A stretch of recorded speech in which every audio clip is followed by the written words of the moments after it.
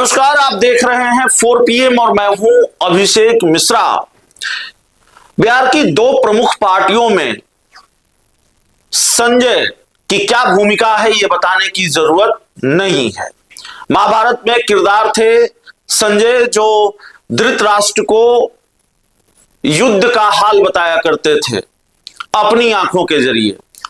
अब बिहार के जिन दो पार्टियों की हम बात कर रहे हैं उनमें कोई धृतराष्ट्र है कि नहीं है ये आप तय कीजिए। हमें बात सिर्फ संजय की करनी है और किन दो पार्टियों की बात हम कर रहे हैं आपको बताने की जरूरत नहीं है। आप समझ गए होंगे हम जनता दल यूनाइटेड की बात कर रहे हैं और हम बात कर रहे हैं राष्ट्रीय जनता दल की। बिहार की ये दो प्रमुख पार्टियां हैं, एक सत्ताधारी पार्टी है जनता दल यूनाइटेड और दूसरी बिहार की प्रमुख विपक्षी पार्टी है राष्ट्रीय जनता दल आरजेडी।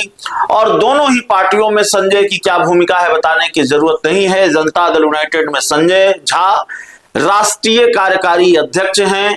जनता दल यूनाइटेड में नंबर 2 कह लें या नंबर 3 कह लें, अगर ललन सिंह नंबर 2 हैं तो संजय झा नंबर 3 हैं। संजय झा की भी बहुत चलती है और दूसरी तरफ आरजेडी में संजय यादव की खूब चलती है। तेजस्वी यादव के साय माने जाते हैं, तेजस्वी यादव के साथ साय की तरह दिखने वाले संजय यादव जो पार्टी के अब राज्यसभा सांसद भी हैं, उनकी भी खूब चलती है और पार्टी के फैसलों में उनकी बड़ी भूमिका होती है।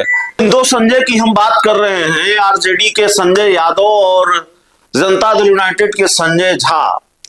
उन दोनों संजय की राजनीतिक मुश्किलें बढ़ती हुई नजर आ रही है। हालांकि जनता दल यूनाइटेड के राष्ट्रीय कार्यकारी अध्यक्ष संजय झा की मुश्किलें क्या ही बढ़ेंगी, मुश्किलें संजय यादव की ही बढ़ती नजर आ रही है। संजय झा की मुश्किलों के बारे में हमने बात इसलिए की कि संजय झा आनंद मोहन के निशाने पर हैं और आनंद मोहन ने ये कहा कि भाई ललन सिंह का तो 7 खून माफ है लेकिन बाकी लोगों का क्या।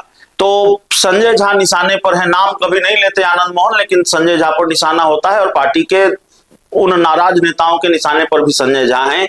लेकिन संजय झा की मुश्किलें नहीं अभी बढ़ी हैं। राजनीतिक मुश्किलें क्या बढ़ेंगी, संजय झा का जो दबदबा है पार्टी में वो उसी तरह से है। पार्टी के अभी भी वो राष्ट्रीय कार्यकारी अध्यक्ष हैं और रसूख भी पार्टी में उसी तरह का है। लेकिन हम बात करेंगे आरजेडी के संजय की, हम बात करेंगे तेजस्वी यादव के करीबी संजय यादव की। उनका रसूख क्या उसी तरह से है पार्टी में, उनका दबदबा क्या उसी तरह से है पार्टी में, या फिर संजय यादव की जो मुश्किलें हैं वो बढ़ गई हैं। वो संजय यादव का दबदबा कम हुआ है, उनका रसूख कम हुआ है और एक रणनीति के तहत संजय यादव से तेजस्वी यादव ने दूरी बना ली है। मैं ये नहीं कहता कि संजय यादव और तेजस्वी यादव में दूरियां बढ़ गई हैं, दोनों के बीच कोई तनाव बढ़ गया है।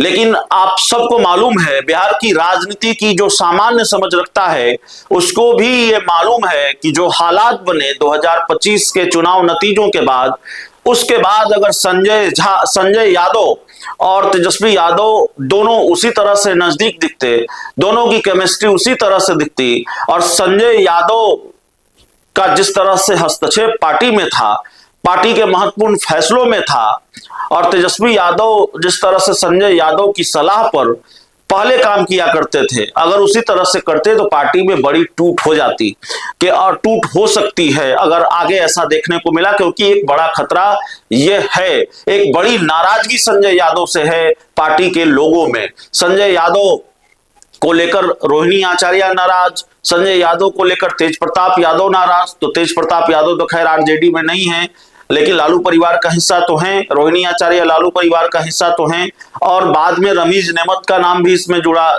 जिसमें रोहिणी आचार्य नाराज हुई, शिवानंद तिवारी ने नाराजगी जताई और जो लोग बोल पा रहे हैं कैमरे के सामने वो बोल पा रहे हैं। ऑफ द रिकॉर्ड पार्टी के बहुत सारे नेता मिल जाएंगे जो संजय यादव से नाराजगी जताते हैं।